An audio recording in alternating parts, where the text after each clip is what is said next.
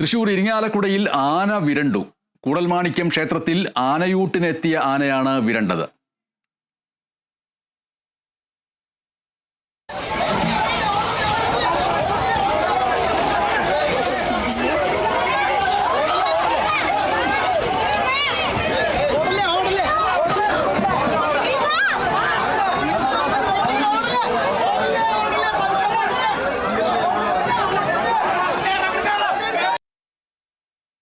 അനീഷ് ആന്റണി വിവരങ്ങളുമായിട്ട് ചേരുന്നു. അനീഷ് ആന്റണി, സാധാരണഗതിയിൽ ഈ ചിങ്ങമാസം 1-ാം തീയതി നടക്കുന്ന ഈ ആനയൂട്ടിൽ ആനകൾ പൊതുവെ വിരണ്ടോടാറില്ല, അല്ലെങ്കിൽ ഇടയാറുമില്ല.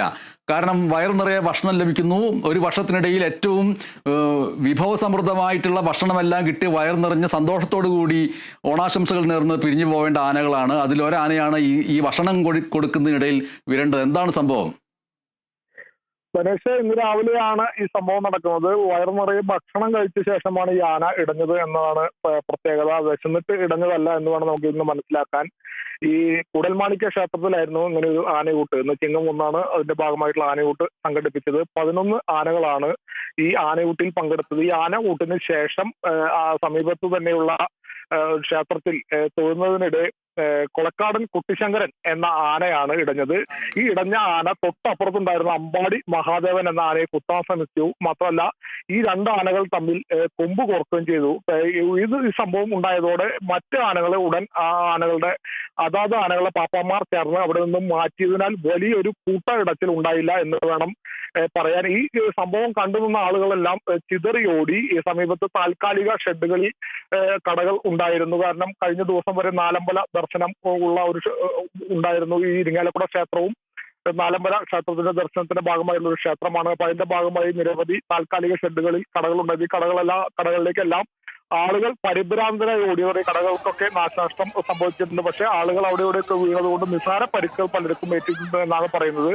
ഈ കടകൾക്ക് നാശനഷ്ടം സംഭവിച്ചു. ഈ ആനയെ പിന്നീട് പാപ്പാന്മാർ ചേർന്ന് തന്നെ ഈ കൊളക്കാടൻ കുട്ടിശങ്കരൻ എന്ന ആനയെ തളച്ചു. അതുകൊണ്ട് വലിയ അനിഷ്ട സംഭവങ്ങളൊന്നും ഉണ്ടായില്ല. ഈ ആനയുടെ പുറത്തുണ്ടായിരുന്ന പാപ്പാൻ ഷൈജു ഈ പരാക്രമത്തിനിടയിൽ താഴേക്ക് വീഴുന്ന ഒരു സംഭവം കൂടി ഉണ്ടായി. പാപ്പാൻ ഷൈജുവിന്റെ തോളിന് ചെറിയ പരിക്കുണ്ട് എന്നതൊഴിച്ചാൽ മറ്റ് കാര്യപ്പെട്ട പരിക്കുകളൊന്നും തന്നെ ആർക്കുമില്ല. ഈ ആനകൾ തമ്മിൽ കുത്തുകൂടിയത് ഉണ്ടായ അമ്പാടി മഹാദേവൻ എന്ന ആനയാണ് കുത്താൻ ശ്രമിച്ചത്. ഈ ആനയും കൊളക്കാടൻ കുട്ടിശങ്കരൻ എന്ന് പറഞ്ഞ ആനയും തമ്മിലാണ് കുത്തുകൂടിയത്. ഈ കുത്തുകൂടിയതിൽ ഈ അമ്പാടി മഹാദേവൻ എന്ന ആനയ്ക്ക് ഇടത്തെ കൊമ്പിന് താഴെ ചെറിയൊരു മുറിവ് പറ്റിയിട്ടുണ്ട്. ഈ ആന ഊട്ടിന് ശേഷം കൊട്ടിലാക്കിൽ ഗണപതി അമ്പലമുണ്ട്, തൊട്ടടുത്ത് തന്നെയാണ്. ഈ അമ്പലത്തിന് നടയിൽ വന്ന് ആനകൾ തൊഴുന്ന ഒരു ചടങ്ങ് കൂടിയുണ്ട്. ഈ തൊഴുന്ന ചടങ്ങിനിടെയാണ് ഇത്തരത്തിലൊരു അരിഷ്ട സംഭവം ഉണ്ടായത്. ഈ സംഭവം നടക്കുമ്പോൾ സോഷ്യൽ ഫോറസ്റ്റ് ഉദ്യോഗസ്ഥരൊക്കെ സ്ഥലത്തുണ്ടായിരുന്നു. ഈ 2 ആനകളുടെയും രേഖകളെല്ലാം പരിശോധിച്ച് ഉറപ്പുവരുത്തിയതിനു ശേഷമാണ് ഈ ആനയൂട്ടിൽ പങ്കെടുപ്പിച്ചതെന്നാണ് ഉദ്യോഗസ്ഥർ പറയുന്നത്. എന്തായാലും ഈ കുളക്കാടൻ കുട്ടിശങ്കരൻ എന്ന ആനയ്ക്ക് ഈ സംഭവം ഉണ്ടായതോടുകൂടി 15 ദിവസത്തെ വകുപ്പ് തല നിരോധനം ഏർപ്പെടുത്തിയിട്ടുള്ള Chalakudy social forest officer Soumya C അറിയിച്ചിട്ടുണ്ട്. കൂടുതൽ അന്വേഷണത്തിനും മറ്റ് മതപ്പാടുകളോ അല്ലെങ്കിൽ മറ്റ് പ്രശ്നങ്ങളൊക്കെ ഉണ്ടോ എന്നതുൾപ്പെടെയുള്ള കാര്യങ്ങൾ അന്വേഷിക്കും. ഈ അന്വേഷണത്തിന് ശേഷം മാത്രമാണ് ഈ നിരോധനത്തിൽ എന്തെങ്കിലും മാറ്റം വരുത്തേണ്ടതുണ്ടെങ്കിൽ മാറ്റുകയുള്ളെന്നും കൂടിയും ഇവർ അറിയിച്ചിട്ടുണ്ട്. ബനേഷ്, ഈ ആനകൾ തമ്മിലുള്ള ഒരു ആഭ്യന്തര പ്രശ്നമാണ് സംഘർഷത്തിന് കാരണമായതല്ലേ? അങ്ങനെ വേണം മനസ്സിലാക്കാൻ. കാരണം ആദ്യം ആളുകൾക്ക് നേരെയല്ല ഈ ആന തിരിഞ്ഞത് എന്നാണ് പറയുന്നത്. തൊട്ടപ്പുറത്തുണ്ടായിരുന്ന ആ ആനയെ കുത്താൻ ഉള്ളൊരു ശ്രമം നടത്തി. അമ്പാടി മഹാദേവൻ എന്ന ആനയെ കുത്താനാണ് ഈ കൊളക്കാടൻ കുട്ടിശങ്കരൻ എന്ന് പറയുന്ന ആന ശ്രമിച്ചത്. ഇതോടെ ഈ 2 ആനകൾ തമ്മിൽ കൊമ്പ് കോർത്തു. ആ ദൃശ്യങ്ങളിൽ തന്നെ കാണാം, കൊമ്പ് കോർക്കുന്ന ഒരു സാഹചര്യമൊക്കെ ഉണ്ടായി. ഇതോടെ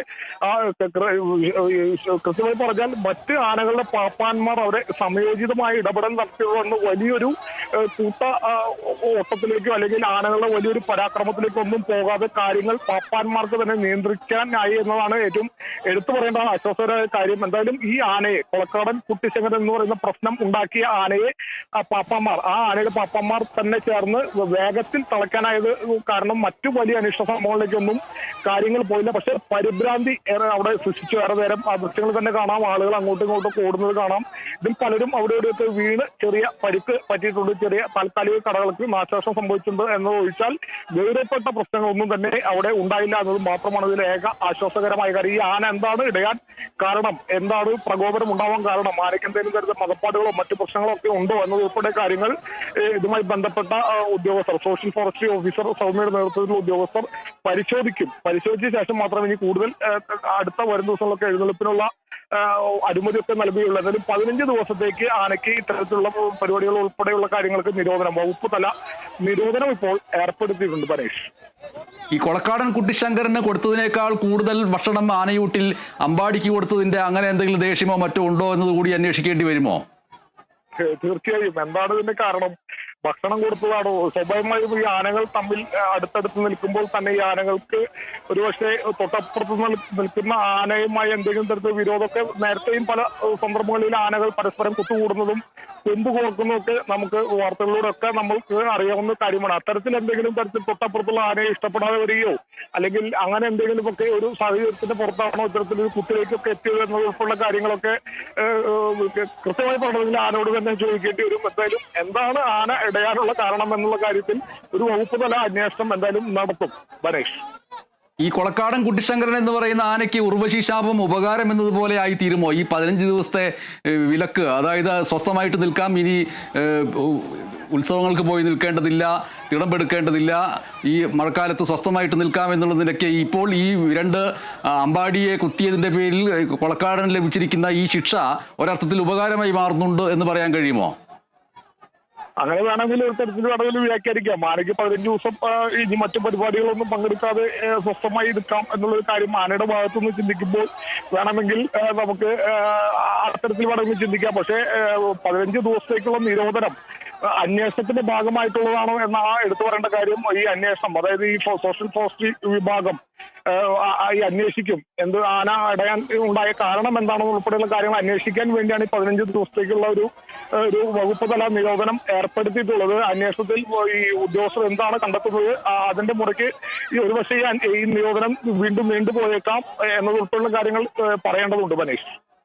ഈ മർദ്ദനമേൽക്കേണ്ടി വന്ന മറ്റേ ആനയുടെ പൂർണ്ണമായ പേരെന്താണ്? അമ്പാടി എന്ന് മാത്രമേ മനസ്സിൽ ഉള്ളൂ. പൂർണ്ണമായ പേരെന്താണ്? അമ്പാടി മഹാദേവൻ എന്നാണ് ഈ കുത്ത് ഏറ്റ ആനയുടെ പേര്. ഈ ആനയും ഈ കൊളക്കാടൻ കുട്ടിശങ്കരനുമായിട്ടാണ് കുത്തുണ്ടായത്. ഈ അമ്പാടി മഹാദേവന് ഇടത്തെ കൊമ്പിന് താഴെ ചെറിയൊരു പരിക്കുണ്ട്. ഈ കുത്തുകൂടലിൽ ഉണ്ടായ പരിക്കാണ് എന്നാണ് പറയുന്നത്. കാര്യപ്പെട്ട പരിക്കുകളൊന്നും തന്നെ ഇല്ല. അപ്പോഴേക്കും പാപ്പന്മാരൊക്കെ ഇടപെട്ട് ഈ രണ്ട് ആനകളെയും അവിടെ നിന്ന് വിടിയിപ്പിച്ച് അവിടെ നിന്നും മാറ്റി എന്നാണ് എടുത്തു പറയേണ്ട കാര്യം. മാത്രമല്ല ഈ പ്രശ്നം ഉണ്ടാക്കിയ കൊളക്കാടൻ കുട്ടിശങ്കരൻ എന്ന ആനയെ വേഗത്തിൽ തളയ്ക്കാനായി എന്നതും ആശ്വാസകരമായ കാര്യമാണ് മനീഷ്. ശരി. ചിങ്ങമാസ പുലരിയിൽ തൃശൂർ ഇരിങ്ങാലക്കുട കൂടൽമാണിക്യ ക്ഷേത്രത്തിൽ ആനകൾ അങ്ങോട്ടും ഇങ്ങോട്ടും ആക്രമിച്ചു. ഏകപക്ഷീയമായിട്ട് കൊളക്കാട് കുട്ടിശങ്കരൻ എന്ന ആന അമ്പാടി മഹാദേവൻ എന്ന ആനയെ മർദ്ദിച്ച് പരിക്കേൽപ്പിക്കുന്ന രീതിയിലേക്ക് ഇടപെട്ടിരിക്കുന്നു. ഇടഞ്ഞു എന്ന് പറയാൻ കഴിയില്ല, മറിച്ച് ആക്രമിച്ചിരിക്കുന്നു. ഇതേ തുടർന്ന് വലിയ ഒരു പരിഭ്രമകരമായ അവസ്ഥയുണ്ടായി. ആർക്കും പരിക്കുകളൊന്നും ഇല്ല. അനീഷ് ആന്റണിയാണ് ഈ ഇടച്ചിൽ വാർത്ത റിപ്പോർട്ട് ചെയ്തത്.